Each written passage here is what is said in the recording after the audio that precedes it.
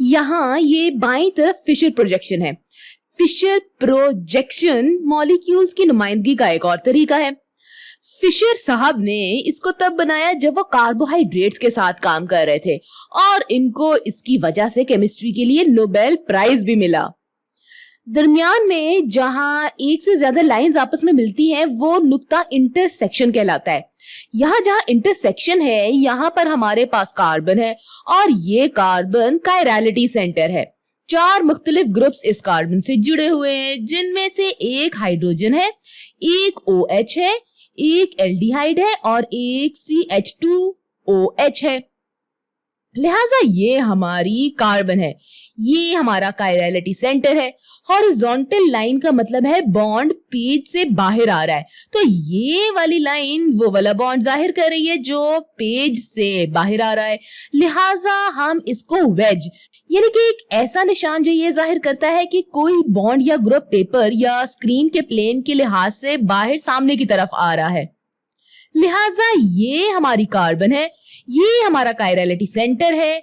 Horizontal line का मतलब है कि बॉन्ड पेज से बाहर आ रहा है, तो ये वाली लाइन वो वाला बॉन्ड जाहिर कर रही है जो पेज से बाहर आ रहा है। लिहाजा हम इसको वेज से जाहिर कर देंगे। लिहाजा ये हाइड्रोजन हमारी तरफ आ रहा है। बिल्कुल ऐसा ही मामला OH की हॉरिजॉन्टल लाइन के साथ भी है। इसका मतलब वो बॉन्ड है जो सफेद से बाहर आ रहा है, लिहाजा हम वेज से इसको जाहिर करेंगे। OH हमारी तरफ आ रहा है। वर्टिकल लाइन यानी कि ये वाली लाइन, इसका मतलब है कि बॉन्ड हमसे दूर जा रहा है और इस लाइन का मतलब है कि एल्डिहाइड के साथ एक बॉन्ड ये हमसे दूर जा रहा है, लिहाजा हम इसको डैश वाली लाइन से जाहिर करेंगे। बिल्कुल ऐसा ही मामला CH2OH की वर्टिकल लाइन के साथ है, मतलब ये हमसे दूर जा रहा है, हम यहाँ डैश वाली लाइन बनाएंगे। ये बॉन्ड सफ़े के अंदर जा रहा है। अगर हम अपने कायरलिटी सेंटर को तरतीब देना चाहते हैं तो इसके लिए आप बहुत से तरीके इस्तेमाल कर सकते हैं। मैं अभी आपको 2 तरीके दिखाऊंगी जो मैं इस्तेमाल करना चाहूंगी। पहला तरीका यह है कि इन चारों ग्रुप्स की फौकियत के बारे में सोचा जाए, और हम अपनी पिछली वीडियो से जानते हैं कि हाइड्रोजन की फौकियत सबसे कम है और हम चाहते हैं कि कम फौकियत वाला ग्रुप खला में हमसे दूर हो। इसका सिर्फ यही तरीका है कि अपनी आंख को हम यहाँ रखें और इस तरफ से कायरलिटी सेंटर को देखें, और अगर इस नुक्ता नजर से हम देखें तो हाइड्रोजन खला में हमसे दूर जा रहा है। हम कायरल सेंटर से शुरू करेंगे, तो यहाँ पर हम कार्बन लिखेंगे और फिर OH जो हमारी तरफ बाहर आ रहा है, लिहाजा हम इधर वेज बनाएंगे। और फिर हाइड्रोजन अब हमसे दूर जा रहा है तो इसको डैश वाली लाइन से जाहिर करेंगे। एल्डिहाइड ये देखें नीचे की तरफ दाएं जानिब जा रहा है, तो हम इसको ऐसे बनाएंगे, ये इस तरह से। कार्बन के ऑक्सीजन के साथ डबल बॉन्ड, और फिर हमारे पास CH2OH नीचे की तरफ बाएं जानिब जा रहा है। तो मैं आगे बढ़ती हूँ और इसको इस तरह से लिखती हूँ कि कार्बन के साथ 2 हाइड्रोजन और फिर नीचे OH। चलिए अब चारों ग्रुप्स की तरजीहात लिखते हैं। तो यहाँ पर हमारा कायरल सेंटर है। हम इन एटम्स को देखते हैं जो इसके साथ बराह रास्त जुड़े हुए हैं, और वो है हाइड्रोजन, ऑक्सीजन, कार्बन और कार्बन। हम जानते हैं कि इन सब में से ऑक्सीजन का एटॉमिक नंबर सबसे बड़ा है, लिहाजा OH ग्रुप को नंबर 1 देंगे। हाइड्रोजन का एटॉमिक नंबर सबसे कम है, इसलिए इसको सबसे कम फौकियत देंगे, लिहाजा हम कह सकते हैं कि ये ग्रुप नंबर 4 है। अब हमारे पास 2 कार्बन रह गए हैं। कार्बन कार्बन का एक जैसा एटॉमिक नंबर है, इनको एक जैसी तरजीह नहीं मिल सकती, लिहाजा इनमें तरजीहात का फर्क करने के लिए हम देखेंगे कि दोनों कार्बन किस किस के साथ बॉन्डेड हैं।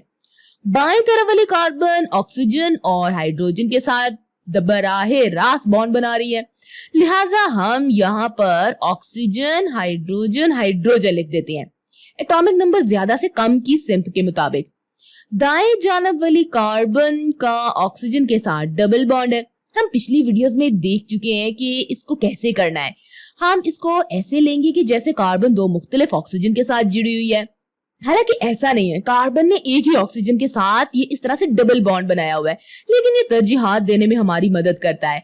और ये कार्बन हाइड्रोजन के साथ भी बॉन्डेड है, तो ये ऑक्सीजन ऑक्सीजन हाइड्रोजन होगा, लिहाजा हम ऑक्सीजन ऑक्सीजन हाइड्रोजन लिखेंगे।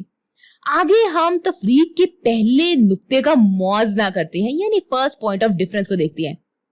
पहले दोनों के पास ऑक्सीजन है, तो ये तो बराबर हो गया। हम अगले एटम की तरफ जाते हैं और हमारे पास ऑक्सीजन बामुकाबला हाइड्रोजन है, यकीनन ऑक्सीजन की जीत होगी, लिहाजा एल्डिहाइड की फौकियत CH2OH से ज्यादा है। एल्डिहाइड को नंबर 2 देंगे और CH2O3 को नंबर 3 देंगे। लिहाजा R और S की निशानदेही करने के लिए हम जानते हैं कि हाइड्रोजन हमसे दूर जा रहा है, इसलिए हमें इसके बारे में परेशान होने की जरूरत नहीं है। हम पिछली वीडियोस में पहला और दूसरा स्टेप कर चुके हैं। आगे हम एक दायरे की सूरत में जाएंगे, 1 से 2 पर, 2 से 3 पर।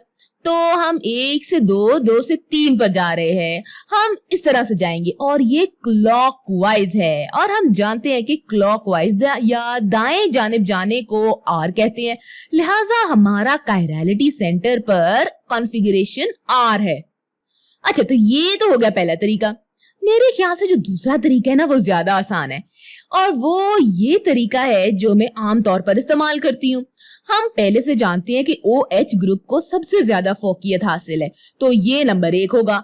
एल्डिहाइड को नंबर 2 देंगे, CH2OH को नंबर 3 देंगे और हाइड्रोजन को नंबर 4 देंगे।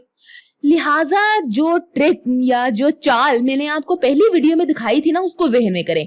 इस बात को नजरअंदाज करें कि हाइड्रोजन आपकी तरफ आ रहा है, और हम जानते हैं कि यहाँ फिशर प्रोजेक्शन में हॉरिजॉन्टल लाइन से मुराद वेज है, लिहाजा हाइड्रोजन को नजरअंदाज करें और 1, 2, 3 को देखें। वो इस सिमत में जा रहे हैं जो कि हम जानते हैं कि काउंटर क्लॉकवाइज है, तो ऐसा लगता है कि ये ऐसा है। जैसा कि हमने पहले वीडियो में देखा कि हाइड्रोजन हमारी तरफ आ रहा है, तो ट्रिक ये है कि ये जैसा दिखता है ना, इससे उल्ट लिया जाए। मतलब अगर ये S दिखता है तो ये दर हकीकत R है। जब आप फिशर प्रोजेक्शन के साथ काम कर रहे हो तो ये ट्रिक हमेशा काम आती है। तो इसको करने के बहुत से तरीके हैं। मेरे ख्याल से आपको एक मॉडल सेट ले लेना चाहिए और वो तरीका अख्तियार करना चाहिए जो आपके लिए बेहतरीन हो। तो आखिरकार इस कंपाउंड का इनैंशियोमर बनाते हैं। जब आप फिशर प्रोजेक्शन के साथ काम करते हैं तो मिरर मेथड बेहतरीन है, यानी जो आईने में अक्स दिखता है ना, वो वाला तरीका बेहतरीन है। तो बाएं जानिब हमारा कंपाउंड है। आगे चलते हैं और यहाँ पर एक लकीर बना लेते हैं जो कि हमारे आईने को जाहिर करने के लिए है। चले इस OH का अक्स हम अपने आईने में बनाते हैं, ये इस तरह से। फिर हम एक सीधी हॉरिजॉन्टल लाइन बनाएंगे जो कि इन 2 बॉन्ड्स को जाहिर करती है। हाइड्रोजन दाईं तरफ है तो हम इधर हाइड्रोजन लिखेंगे। फिर हम ऊपर से नीचे आती हुई यानी वर्टिकल लाइन बनाएंगे। एल्डिहाइड सबसे ऊपर होगा, ये इस तरह, और फिर आखिर में CH2OH नीचे आएगा।